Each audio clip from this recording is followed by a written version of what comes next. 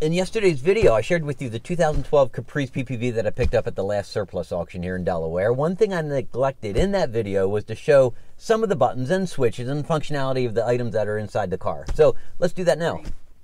You would expect police cars to be stripped down models, but these Caprice PPVs are pretty well appointed for what their purpose is. These cars are made in Australia, which is right-hand drive, and you can also see the symmetry between the two sides of the dash. And from an engineering perspective, you can almost envision how easily it would be to swap the two sides. Since this is a 9C1 model, you can see the large flat center console, which houses all the police equipment, the offset shifter as well, and the rubber floor mats. And at the rear of the center console, right after the cup holders, you can see some kind of modular attachment that I don't know what it's for. Up front on the floor on the passenger side, you can still see the mounting hardware for the laptop. Now in the past, I've bought a bunch of Crown Vics at this surplus auction, and that mounting hardware has been taken out of every one of those cars.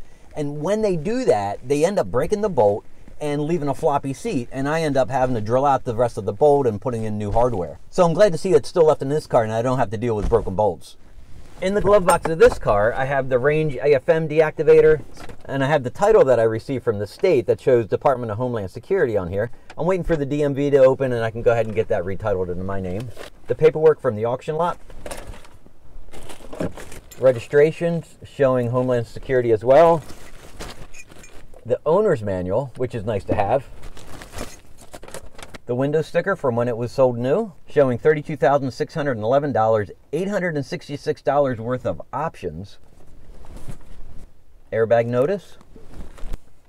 A Caprice PPV purchase with U.S. government funds. Looks like some kind of disclosure or an announcement that needs to go back to the federal government.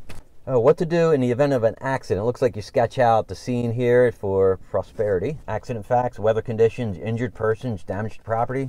Interesting. A warranty booklet. An E85 fuel buyer's guide.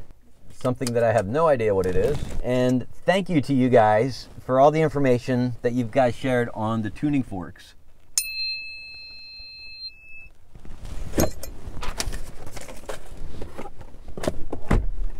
Down low in the center stack, you have a port that you can't get access to. You have the trunk opener. Over here on the shifter, it's a 6-speed transmission. And right above it is traction control and sport shift.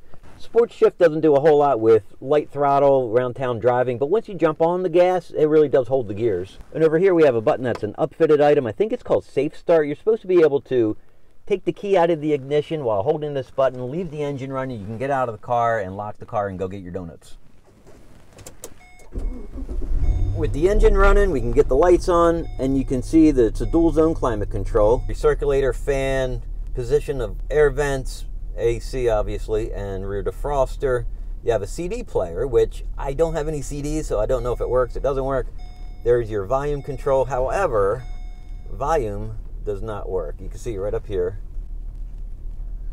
And so you have to use the steering wheel controls to adjust the volume.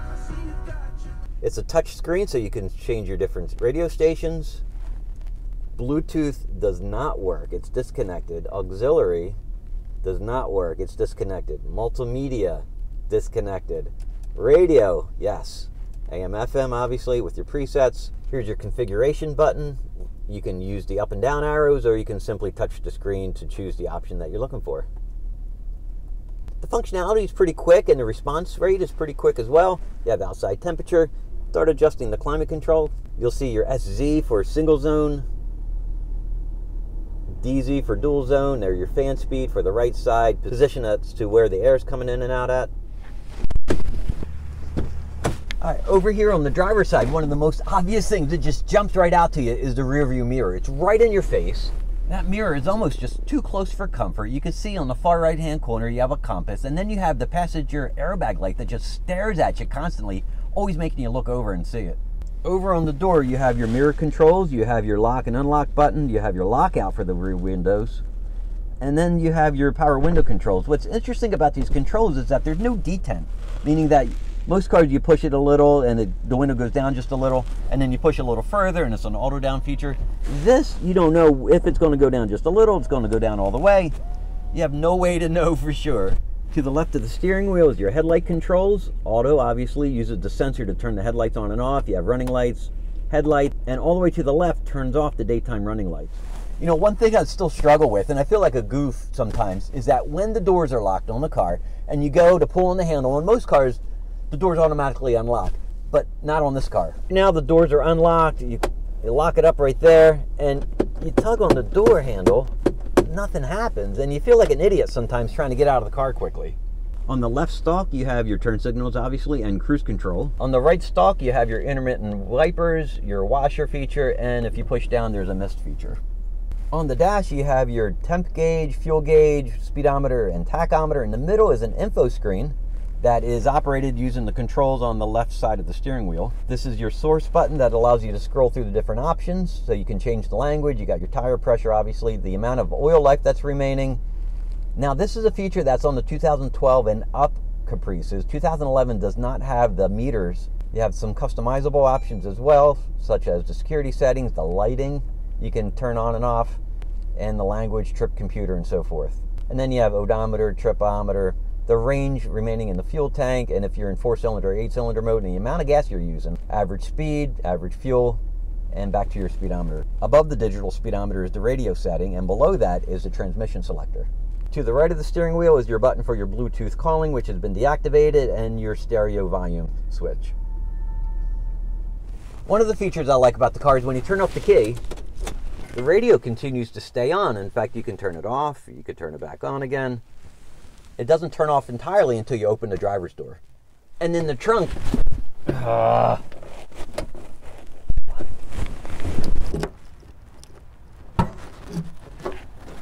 got a rubber floor mat that I think is probably aftermarket. I've got the remains of what looks like some kind of order tag. Back here is the main battery. There's a provision on the passenger side behind here for a secondary battery. And underneath the floor should be a spare tire that is non-existent.